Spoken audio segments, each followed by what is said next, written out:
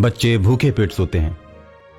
भूखे पेट सोते हुए बच्चों को देखकर भूत को उन बच्चों पर दया आ जाती है। वो सोचता है क्यों ना मैं इनकी परेशानी को दूर कर दूं। हो सकता है अच्छे कर्म करने से मुझे भी भूत के जीवन से मुक्ति मिल जाए। ये सोचकर भूत हवा में उड़ने लगता है और गांव में पैसों की बारिश शुरू करने लगता है।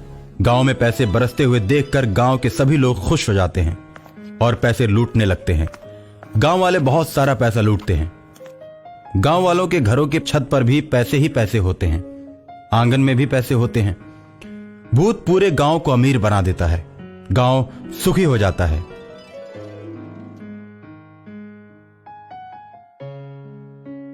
गांव के सभी लोग भर भर पेट भोजन करने लगते हैं। आसपास के गांव वाले इन्हें इस प्रकार धनी देखते हैं तो वो सब इनसे जलने लगते हैं। उसके बाद गांव में चोर आकर चोरियां करने लगते हैं। गांव वाले चोरों से परेशान हो जाते हैं। गांव वालों को परेशान देखकर भूत सोचता है, मेरे पैसे बरसाने की वजह से इस गांव में चोरियां होनी शुरू हो गई हैं। जब ये लोग गरीब थे तो कोई भी इन्हें पूछने नहीं आता था। अब जब ये लोग अमीर हो गए हैं तो चोर इन्हें सताना शुरू कर दिए। अब मैं चोरों को पकड़ लूंगा। रात में चोर चोरी करने के लिए मुखिया के घर पहुंचते हैं। जैसे ही घर में जाते हैं भूत बाहर से दरवाजा बंद कर देता है और चोर चोर चिल्लाने लगता है। गांव में किसी के चिल्लाने की आवाज सुनकर गांव वाले जग जाते हैं। चोर चोर चिल्लाने की आवाज मुखिया के घर की तरफ से आ रही थी और लोग दौड़कर मुखिया के घर की तरफ जाते हैं। मुखिया का भी पूरा परिवार जग जाता है।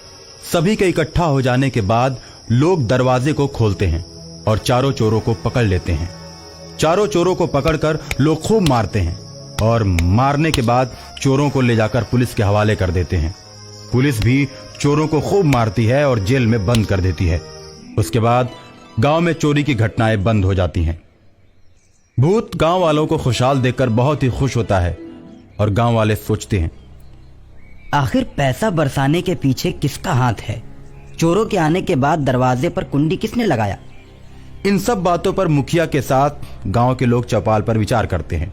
दरवाजे पर कुंडी तो मेरे परिवार के किसी सदस्य ने नहीं लगाया। मुझे तो लगता है कि कोई अदृश्य शक्ति हमारे पूरे गांव की मदद कर रही है।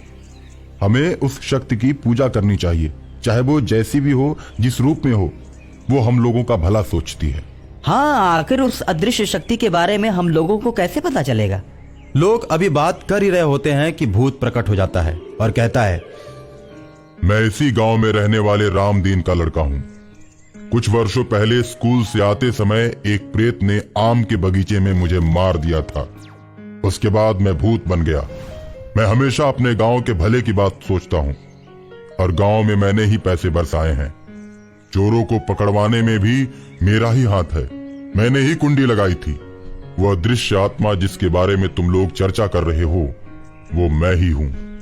भूत के मुंह से ऐसी बातें सुनकर सभी भूत का पांव पकड़ लेते हैं और उसकी आत्मा की मुक्ति के लिए बहुत बड़े यज्ञ का आयोजन करते हैं।